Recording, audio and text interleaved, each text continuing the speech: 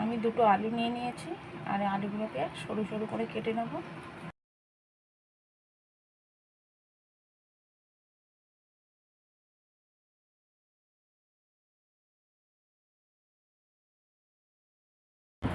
আজকের রেসিপি যুক্তি ফল ভাজা, তার জন্য যুক্তি ফলগুলোকে খোসা ছাড়িয়ে লম্বা লম্বা আকারে কেটে নিয়েছি, সঙ্গে আলুও কেটে নিয়েছি সরু সরু করে। উপকরণে নিয়ে নিয়েছি নুন, হলুদ, কাঁচা লঙ্কা, সর্ষের তেল। গ্যাসটা অন করে দিয়েছি, তেল গরম হয়ে গিয়েছে, দিয়ে দেবো যুক্তি ফল আর আলুটা দিয়ে দিলাম।